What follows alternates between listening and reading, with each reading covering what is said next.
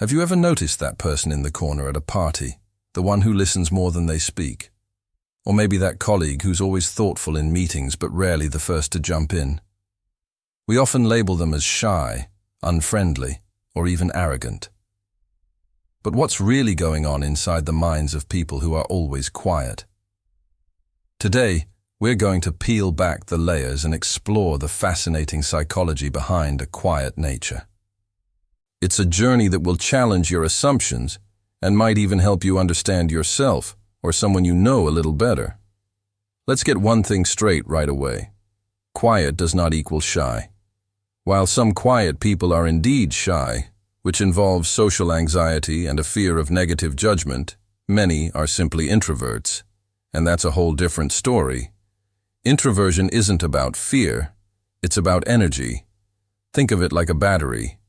Extroverts recharge their batteries by being around people, soaking up social energy. Introverts, on the other hand, recharge their batteries through solitude. Social situations, especially large, noisy ones, can drain their energy reserves. So, when an introvert is quiet, they aren't necessarily scared or disinterested. They might just be conserving their precious energy. Or they might be fully charged, but prefer to spend that energy on listening and observing rather than talking. This leads us to a key trait of many quiet individuals. They are deep thinkers and keen observers. Their minds are often buzzing with activity, even if their mouths are not. They're not just passively sitting there. They are processing information, connecting dots, and analyzing the dynamics of the room. They notice the subtle shifts in body language, the unspoken tensions, and the nuances in conversation that louder, more talkative people might miss. This is their superpower. They absorb the world around them like a sponge, and this deep processing allows them to form well-thought-out opinions and insights. So, when they finally do speak, it's often something insightful, meaningful, and worth listening to. They prefer quality over quantity in their contributions. Another significant reason for quietness is high sensitivity. Some people are just wired to be more sensitive to external stimuli. The term highly sensitive person, or HSP, was coined by psychologist Dr. Elaine Aron. HSPs have a more sensitive nervous system, meaning they feel everything more intensely. Sounds, lights, emotions, even the caffeine in their coffee. In a loud, chaotic environment, an HSP can quickly become overstimulated and overwhelmed. Their quietness is a self-preservation mechanism. It's their way of turning down the volume of the world so they can function without feeling completely frazzled. It's not that they don't want to engage, it's that the environment itself is too loud for their system to handle comfortably. Furthermore, many quiet people have a rich and vibrant inner world. They are often incredibly creative, imaginative, and self-aware. They enjoy the company of their own thoughts and don't feel a constant need for external validation or entertainment. Their silence is not an empty void. It's a space filled with ideas, dreams, and reflections. They might be composing a song in their head, working through a complex problem, or replaying a meaningful memory. This inner richness means they are perfectly comfortable with silence, both their own and others. They don't feel the awkward pressure to fill every pause in a conversation with small talk, because they understand that silence can be a space for connection and thought, not just an empty gap. Let's also consider past experiences. For some, a quiet demeanor might be a learned behavior. Perhaps they grew up in an environment where they were told to be seen and not heard, or maybe they were criticized or ridiculed when they did speak up. These experiences can lead to a belief that their voice is unvaluable, or that it's safer to remain silent. This is different from introversion or high sensitivity. It's a protective shell built over time.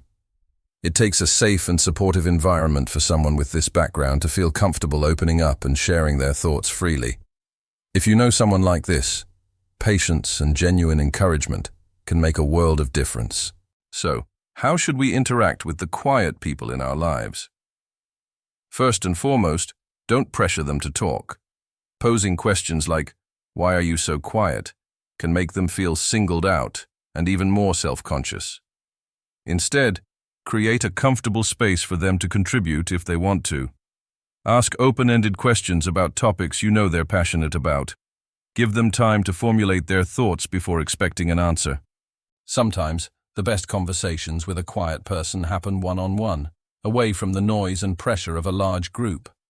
Show them that you value their perspective by listening attentively when they do choose to speak.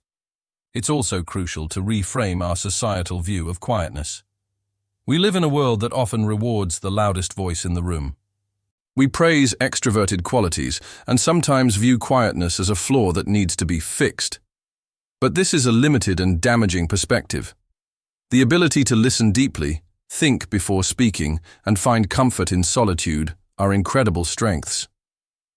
Quiet people bring balance, depth, and thoughtfulness to our teams, our friendships, and our families. They are the anchors in a stormy sea of noise, the observers who see what others miss, and the thinkers who push us to consider different perspectives. In summary, the quiet person is not a simple puzzle to be solved. They are a complex, multi-layered individual whose silence can stem from a variety of sources. Their introverted nature, their keen observational skills, their high sensitivity, a rich inner world, or even past experiences. Their quietness is not a weakness. It is often a sign of great strength, depth, and intelligence. So the next time you encounter someone who is quiet, resist the urge to fill the silence.